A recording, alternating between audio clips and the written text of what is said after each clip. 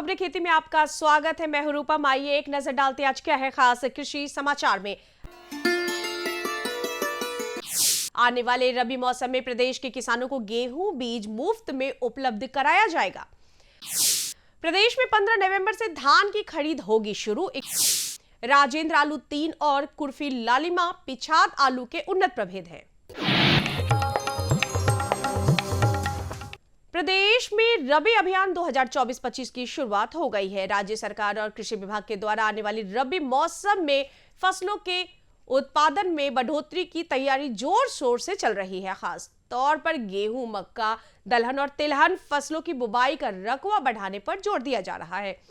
2024-25 के रबी मौसम में गेहूं का उत्पादन क्षेत्र 26 लाख हेक्टेयर तक पहुंचाने का लक्ष्य है।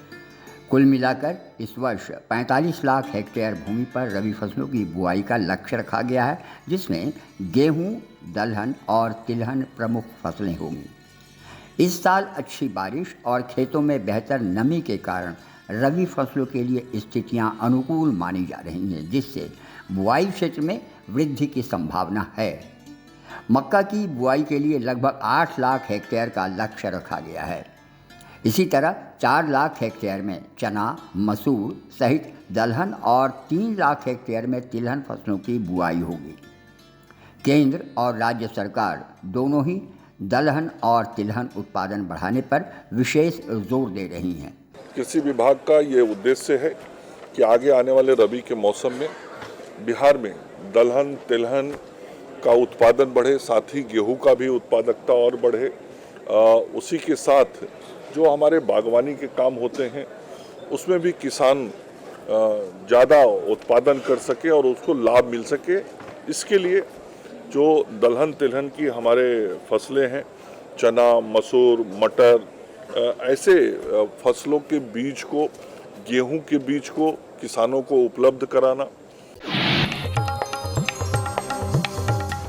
किसान भाइयों, खरीफ विपणन मौसम 2024-25 के लिए इस वर्ष 15 नवंबर से 15 फरवरी 2025 तक धान की खरीद की जाएगी, जबकि फोर्टिफाइड चावल की प्राप्ति 1 नवंबर से 15 जून 2025 तक होगी। साधारण धान की कीमत 2300 रुपए प्रति क्विंटल तथा ग्रेड ए धान की कीमत 2320 रुपए प्रति क्विंटल निर्धारित की गई है।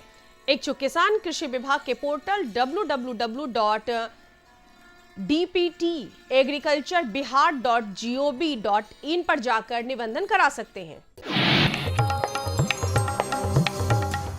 सब्जी की खेती किसानों के लिए नगद आय का बहुत ही बेहतरीन जरिया बन चुका है। बहुत से किसान अन्य फसलों के साथ साथ मौसमी सब्जी की खेती कर सालाना काफी अच्छी आय कमा ले रहे हैं।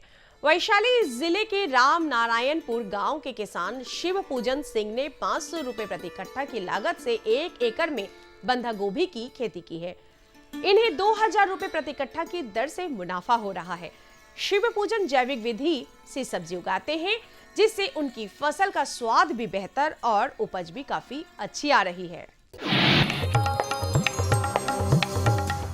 किसान भाइयों, ड्रिप और स्प्रिंकलर सिंचाई आधुनिक और वैज्ञानिक सिंचाई की विधियां हैं, जो पानी बचाते हुए उत्पादन को काफी बढ़ाती है। सूक्ष्म सिंचाई में पौधों को प्रतिदिन जरूरी मात्रा में पानी मिलता है। फलस्वरूप फसलों की बढ़ोतरी और उत्पादन दोनों में काफी वृद्धि होती है। सिंचाई की इन विधियों से फल, सब्जी और अन्य फसलों के उत्पादन में 20 से 50% तक बढ़ोतरी संभव हो पाता है। प्रधानमंत्री सूक्ष्म सिंचाई योजना का उद्देश्य पानी की बर्बादी को कम करते हुए जल का कुशल प्रबंधन करना है। सब्जियों की खेती में सिंचाई की ये विधियाँ काफ़ी कारगर साबित हो रही हैं। ड्रिप सिंचाई प्रणाली के तहत खेत की फसलों की जड़ों तक बूंद बूंद पानी पहुँचाया जाता है। इस प्रक्रिया में फसलों तक उतना ही पानी पहुँच पाता है जितनी उन्हें अच्छी बढ़वार के लिए ज़रूरत होती है। इसी प्रकार स्प्रिंकलर यानी फव्वारा सिंचाई प्रणाली में पानी का हवा में छिड़काव किया जाता है और ये पानी कृत्रिम वर्षा के रूप में भूमि की सतह पर गिरता है। इस सिंचाई पद्धति में पारंपरिक सिंचाई की तुलना में 60% कम जल की खपत होती है। इस प्रणाली को अपनाकर यदि उर्वरक का व्यवहार इसके माध्यम से किया जाए तो इससे लगभग 25 से 30% उर्वरक की बचत होती है। साथ ही फसल की उत्पादकता में 40 से 50% की वृद्धि होती है। इस सिंचाई प्रणाली से खरपतवार के जमाव में 60 से 70% की कमी होती है, जिसके कारण मजदूरों के लागत खर्च में कमी तथा पौधों पर रोगों के प्रकोप में भी कमी आती है। किसान भाइयों, आलू के अच्छे उत्पादन के लिए बीज बोने से पहले इसके प्रभेदों का चयन बेहद ही आवश्यक है।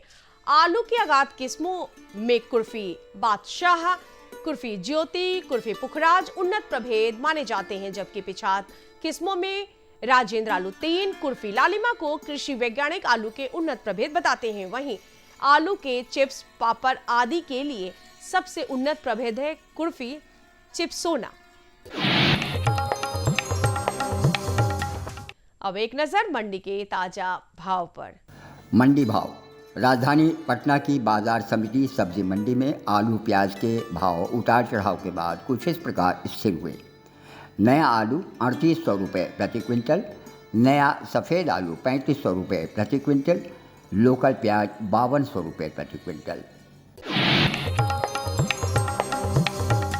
चलते चलते किसान भाइयों, आप देखिए मौसम का पूर्वानुमान। राज्य के अधिकांश हिस्सों में बादल छाए रहेंगे। सुबह, शाम और रात में हल्की ठंड महसूस होगी। मौसम विज्ञान केंद्र पटना के अनुसार राजधानी सहित पूरे प्रदेश में अधिकतम तापमान 36 डिग्री सेल्सियस जबकि न्यूनतम तापमान 23 डिग्री सेल्सियस के आसपास बने रहने की संभावना है।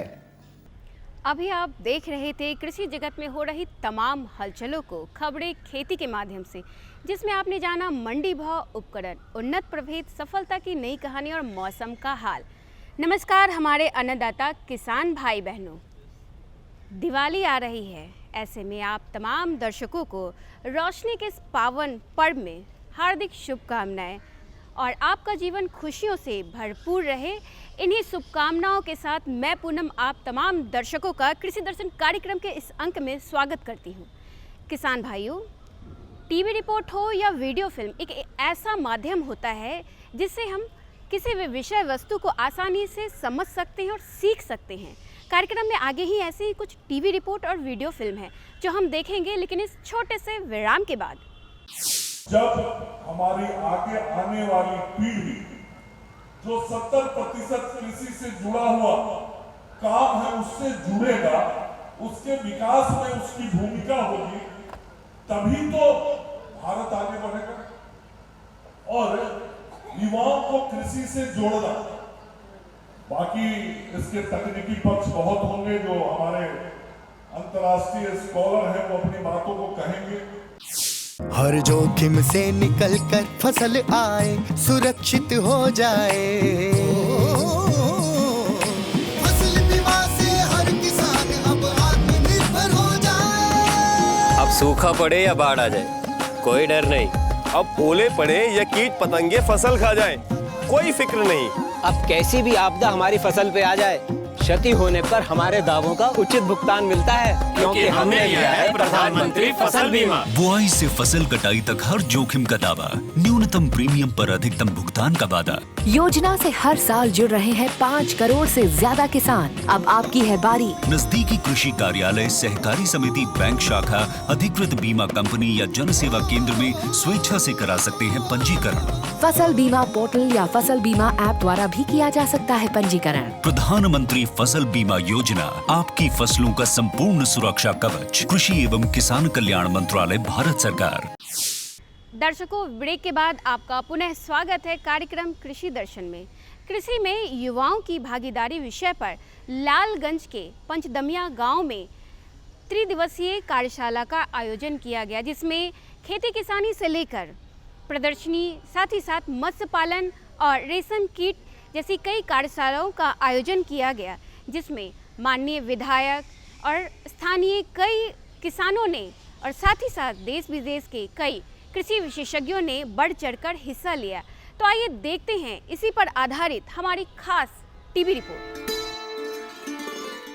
भारत दुनिया की सबसे बड़ी युवा आबादी वाले देशों में एक है। यहाँ तकरीबन 600 मिलियन लोग 25 वर्ष से कम आयु के हैं। देश के सकल घरेलू उत्पाद में कृषि क्षेत्र के योगदान को सतत बढ़ाने के लिए इस विशाल आबादी का कृषि क्षेत्र में प्रवेश बहुत ही जरूरी है। युवा लोग नई तकनीक को अपनाने के लिए उत्सुक रहते हैं। उनकी इसी उत्सुकता को अगर कृषि की तरफ आकर्षित कर दिया जाए तो युवा आबादी इस क्षेत्र के विकास और आधुनिकीकरण में महत्वपूर्ण योगदान दे सकती है। हालांकि युवा खेती में अब दिखने भी लगे हैं। इससे भी ज्यादा सुखद यह है कि महिला किसानों की संख्या में राष्ट्रीय स्तर पर लगातार इजाफा भी हो रहा है। महिला किसानों के फेहरिस्त में सबसे बड़ी बात यह है कि अच्छी खासी संख्या युवा महिलाओं की है। इन युवा महिला किसानों ने तो अब वह मुकाम हासिल कर लिया है कि वर्ष 2016 से प्रत्येक 15 अक्टूबर को राष्ट्रीय महिला किसान दिवस के रूप में मनाया जा रहा है। इसी परिदृश्य में कृषि में युवाओं की भागीदारी विषय पर बीते 13 से 15 अक्टूबर तक वैशाली जिले के पंचदमिया गांव में राष्ट्रीय महिला किसान दिवस के अवसर पर एक अंतर्राष्ट्रीय सेमिनार किसान मेला सह प्रदर्शनी का आयोजन भी संपन्न हुआ। इस कार्यक्रम में कृषि विश्वविद्यालय के कुलपति, देश विदेश के प्रख्यात कृषि वैज्ञानिक, महिला पुरुष किसान, शिक्षाविद समेत प्रगतिशील किसानों ने बढ़ चढ़कर हिस्सा भी लिया। सेमिनार का उद्घाटन प्रदेश के कृषि मंत्री मंगल पांडे के कर कमलों द्वारा संपन्न किया गया। दीप प्रज्वलन के साथ कृषि मंत्री ने उपस्थित किसानों को संबोधित करते हुए कहा कि युवाओं को खेती में आकर्षित करने के लिए खेती को तकनीक से जोड़ने की काफी आवश्यकता है। जब हमारी आगे आने वाली पीढ़ी जो 70% कृषि से जुड़ा हुआ काम है उससे जुड़ेगा, उसके विकास में उसकी भूमिका होगी, तभी तो भारत आगे बढ़ेगा। और युवाओं को कृषि से जोड़ना, किसानों का उत्पादन और उनकी आय बढ़ाने के लिए प्रदेश सरकार लगातार प्रयासरत है। बिहार में बीज उत्पादन की व्यवस्था में भी कृषि विभाग गंभीरता से प्रयासरत है। रबी और खरीफ फसल के बीज यहां उत्पादित भी हो रहे हैं। ऐसा होने से राज्य के किसानों को अब बीज के लिए दूसरे राज्यों पर आश्रित रहने की जरूरत नहीं होगी। कृषि मंत्री ने कहा कि रबी खरीफ फसलों के अलावा मशरूम, सोयाबीन, सूरजमुखी के बीज उत्पादन कर किसान अच्छी आय अर्जित कर सकते हैं। अभी गेहूं का जब फसल आएगा तो वैशाली जिला के लिए 500 क्विंटल गेहूं का बीज बाहर से मंगवाया। बहुत उन्नत प्रभेद का बीज है जो मुफ्त में बांटा जाएगा और उससे 15,000 क्विंटल गेहूं केवल इस वैशाली में पैदा होगा। और वह जो गेहूं होगा, जो किसान हमारे उस गेहूं को लेके अपने खेत में गेहूं का बीज पैदा करेगा, उससे कृषि विभाग उस गेहूं के बीज को, जो गेहूं का बाजार मूल्य होता है, उससे 30% ज्यादा, यदि गेहूं का दाम 2300 रुपया है तो 3100 रुपया में सरकार ही आपसे खरीद लेगा। सेमिनार में उड़ीसा के नेशनल फिशरीज डेवलपमेंट बोर्ड की स्मृति रेखा ने कहा कि मछली पालन से भी स्वरोजगार का रास्ता खुलता है। बिहार में पहले एक करोड़ मछली का बच्चा आता था 19-20 में, लेकिन अभी देखें तो 2 करोड़ 3 करोड़ पार कर गया है। हम खुद ही बेचते हैं, समस्तीपुर, दरभंगा, बरौनी, गया, हम खुद ही ट्रेन में बुकिंग करा के, पुरुषोत्तम जो हमारा सब ट्रेन में बुकिंग करा के यहाँ पे फार्मर्स लोगों को मछली का बीज बेचते। तो इससे देखिए कि बिहार में कितना सारा डेवलपमेंट हुआ है। असम के रेशम संस्थान से आए वैज्ञानिक डॉक्टर डी.के. जिज्ञासु ने भी रेशम उत्पादन में स्वरोजगार की महत्ता पर रोशनी डाली। यहाँ का जो पर्णिकाई था, आज 25 साल से यहाँ जो रानी पोखर का जो राजा पाकर के में स्थित है रेशम प्रशिक्षण संस्थान मलबरी का, वो बंद था। उसको हमारे स्थानीय विधायक संजय कुमार सिंह जी के नेतृत्व में वो इकाई चालू हो गई है।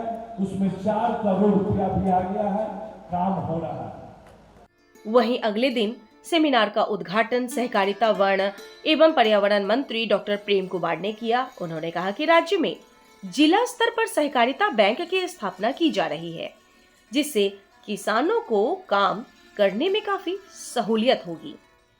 और सहकारिता का काम है, एक कृषि के क्षेत्र में उत्पादन हम करते हैं, दूसरी तरफ हम सहकारिता के माध्यम से किसानों को धान की प्राप्ति हो, गेहूं की प्राप्ति हो, और पैक्सों के माध्यम से मल्टीपल यह बहुउद्देशीय बनाने की योजना है।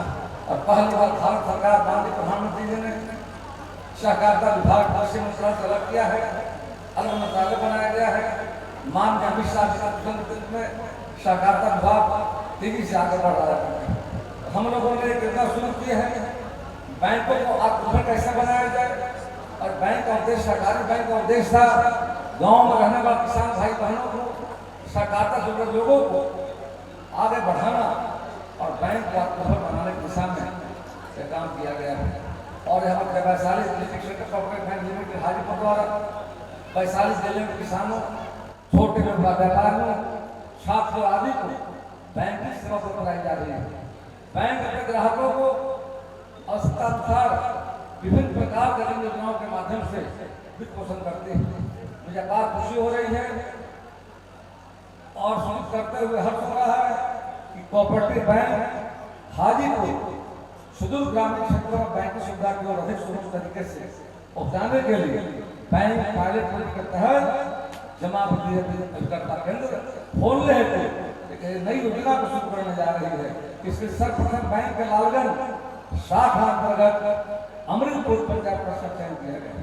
इस दौरान सहकारिता मंत्री ने एटीएम कार्ड का विमोचन भी किया।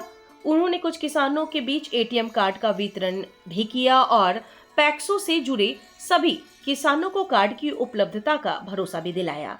उन्होंने कहा कि इससे किसानों को पैसा निकालने में काफी सहूलियत होगी और उनका समय भी काफी बचेगा। दूसरे बैंक के ग्राहक द्वारा भी एटीएम के माध्यम से पैसों की निकासी किया जा सकता है। निकट भविष्य में बैंक पैसों के अलावा दुख समितियों एवं महिला समितियों में भी जमा पर्ची वितरण केंद्र की होने जा रही है। इससे ग्रामीण क्षेत्र के लोगों को पैसे की जमा निकासी करने हेतु अपने घरों पर नजदीक बैंक की सुविधा मिलना शुरू हो जाएगी। इससे बैंक के बिजनेस में बढ़ोतरी होगी। पैक्सों, दूध समितियों, महिला समितियों को भी बैंक से कमीशन प्राप्त होगी, जिससे समितियों के आय में वृद्धि होगी। इस योजना से सहकारी बैंकों और समितियों की आर्थिक क्षमता में वृद्धि होगी। इससे समाज के अंतिम प्रधान पर बैठे लोग, जो पंडित दीनदयाल उपाध्याय का सपना था, राष्ट्रपिता महात्मा गांधी का सपना था, समाज के अंतिम प्रधान पर खड़े व्यक्ति तक बैंक सुविधाएं आसानी से पहुंचाई जा सकेगी। सेमिनार में कृषि से संबंधित कई तरह के स्टॉल्स भी लगाए गए थे, जहां कृषि वैज्ञानिकों की मौजूदगी भी थी। किसान स्टॉल का मुआयना कर रहे थे और वैज्ञानिकों ने अपनी जिज्ञासा भी साझा कर रहे थे। भारतीय कृषि पिछले एक दशक से सकारात्मक बदलाव से गुजर रही है। अपने पारंपरिक चोले को त्याग कर कृषि आधुनिक हो रही है। खेती के हर व्यवहार कृषि यंत्रों से संपन्न हो रहे हैं। नई तकनीक ने कम श्रम, कम समय और कम लागत में अधिक पैदावार संभव बना दिया है। उन्नत बीज उपलब्ध है और रासायनिक खेती से लगभग जैविक खेती की ओर बढ़ता किसान खेती करने के साथ साथ खेती को पढ़ने भी लगा है। किसान उत्पादक समूह का भी खेती और फसल साथ ही बाजार पर स्पष्ट प्रभाव दिख रहा है। लबोलुबाब यह है कि युवाओं के समृद्ध भविष्य की राह अब खेतों से भी निकलने की पृष्ठभूमि तैयार है। जरूरत बस युवाओं में एक विश्वास पैदा करने की है। कार्यक्रम में आगे ही ऐसे ही कुछ टीवी रिपोर्ट और वीडियो फिल्म है जो हम देखेंगे, लेकिन इस छोटे से विराम के बाद। कृषि मिशन कार्यक्रम में कुछ बदला सा है अंदाज, क्योंकि कृषि और कृषि से जुड़े अलग अलग सेगमेंट का हो चुका है आगाज। जानिए कैसे हो कम लागत में ज्यादा से ज्यादा पैदावार, जिससे बढ़े आमदनी और मुनाफा लगातार। सीखिए हमारे साथ कैसे हो हर मौसम के मुताबिक अपने पशुधन की उचित देखभाल, ताकि वे रहे सब स्वस्थ और किसान का जीवन हो खुशहाल। इसके साथ जानिए मंडी के ताजा भाव, मौसम का मिजाज, दैनिक कृषि समाचार हर हफ्ते सोमवार, बुधवार और शुक्रवार संध्या 5:30 बजे से सिर्फ दूरदर्शन बिहार पर कार्यक्रम कृषि दर्शन। तो दर्शकों, आपने अभी देखा कि कैसे रेशम कीट और साथ ही साथ मत्स्य पालन से जुड़ी कार्यशाला का आयोजन को देखा टीवी रिपोर्ट के माध्यम से। अब बढ़ते हैं कार्यक्रम के अगले भाग की ओर, जो कि है भारत सरकार की कृषि योजनाओं पर आधारित एक योजना पर हमारी यह वीडियो फिल्म। तो आइए देखते हैं। किसानों के चेहरे पर खुशहाली, हर खेत को मिल रहा है पानी। ये है न्यू इंडिया की कहानी। फसलों की भरपूर पैदावार के लिए बीज और खाद के साथ साथ जल एक महत्वपूर्ण कारक है। पानी की बचत न केवल मिट्टी के स्वास्थ्य में सुधार करती है, बल्कि उत्पादकता बढ़ाने और पर्यावरणीय लाभ प्रदान करने में भी मदद करती है। इसके अलावा पानी की उतनी ही मात्रा से लंबे समय तक सिंचाई तथा विस्तारित क्षेत्र में सिंचाई करने में भी मदद मिलती है। इसे ध्यान में रखते हुए माननीय प्रधानमंत्री श्री नरेंद्र मोदी जी के दूरदर्शी नेतृत्व में कृषि एवं किसान कल्याण मंत्रालय ने साल 2015-16 में पर ड्रॉप मोर क्रॉप यानी प्रति बूंद अधिक फसल योजना लागू की थी। पर ड्रॉप मोर क्रॉप पर सरकार का बहुत जोर है और ये समय की मांग भी है। साथियों, माइक्रो इरिगेशन भी इनपुट कॉस्ट कम करने का और ज्यादा प्रोडक्शन का बहुत बड़ा माध्यम है और एक प्रकार से एनवायरनमेंट की भी सेवा है। सूक्ष्म सिंचाई के माध्यम से उपलब्ध जल संसाधनों के उपयोग को इष्टतम किया जा रहा है। इसका उपयोग सटीक सिंचाई और बेहतर ऑन फार्म जल प्रबंधन प्रथाओं को बढ़ावा देने के लिए भी किया जा रहा है। सूक्ष्म सिंचाई का ये तरीका भंडारित जल के संरक्षण और प्रबंधन में भी मददगार है। सूक्ष्म सिंचाई को 2 तरीकों से अपनाया जाता है। पहला, ड्रिप इरिगेशन। इस तकनीक में पानी को पौधों की जड़ों पर बूंद बूंद करके पहुंचाया जाता है। इस कार्य के लिए पाइप, नलियां तथा एमीटर का नेटवर्क लगाना पड़ता है। इसे टपक सिंचाई या बूंद बूंद सिंचाई भी कहते हैं। दूसरा तरीका है स्प्रिंकलर इरिगेशन। इस तकनीक में दबाव के तहत पानी का छिड़काव किया जाता है और बारिश के रूप में पाइपों के नेटवर्क से जुड़े नोजल सेट के माध्यम से पौधों पर बरसाया जाता है। योजना के मूल्यांकन से पता चला है कि माइक्रो इरिगेशन से जल उपयोग दक्षता में लगभग 30 से 70% तक सुधार हुआ है। विभिन्न फसलों की उत्पादकता में 9 से 60% तक की वृद्धि हुई है तथा गुणवत्ता भी बढ़ी है। किसानों की आय में 10 से 69% तक की बढ़ोतरी हुई है। पंपिंग में विद्युत ऊर्जा और डीजल की बचत हो रही है। साथ ही इससे ग्रामीण क्षेत्र में रोजगार के अवसर भी उत्पन्न होते हैं। पर ड्रॉप मोर क्रॉप यानी प्रति बूंद अधिक फसल के तहत ड्रिप और स्प्रिंकलर सिस्टम के लिए सरकार छोटे और सीमांत किसानों को 55% और अन्य किसानों के लिए 45% की सहायता प्रदान करती है। इसके अलावा कुछ राज्य सूक्ष्म सिंचाई को प्रोत्साहित करने के लिए किसानों को अतिरिक्त सब्सिडी भी प्रदान करती है। इसे लगाने के लिए एक लाभार्थी को अधिकतम 5 हेक्टेयर क्षेत्र में सूक्ष्म सिंचाई हेतु सहायता मिलती है।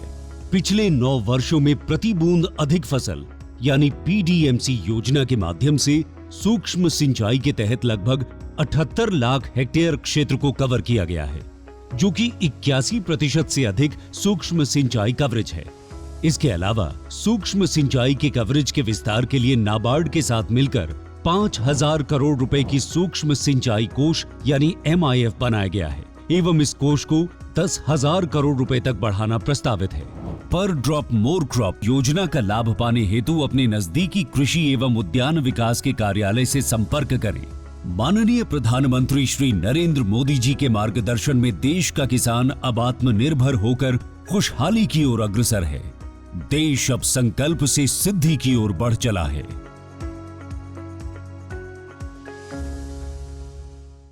दर्शकों, तो आपने देखा टीवी रिपोर्ट और वीडियो फिल्म के माध्यम से ऐसे ही खास जानकारियाँ। उम्मीद करती हूँ इस जानकारियाँ को आप लाभ जरूर लेंगे। तो अब वक्त है आपसे विदा लेने का। चलते चलते दर्शकों, मैं और हमारी पूरी कृषि दर्शन टीम की ओर से आपको दिवाली की हार्दिक शुभकामनाएं। अब वक्त है विदा लेने का, इसीलिए दीजिए मुझे और पूरी कृषि दर्शन टीम को इजाज़त। नमस्कार। हमारा पता है कृषि दर्शन, कमरा नंबर 203, द्वारा केंद्र निदेशक, दूरदर्शन केंद्र पटना, फ्रेजर रोड, पटना। हमारा ईमेल एड्रेस है director@ddkpatna@gmail.com और kddkpatna@gmail.com।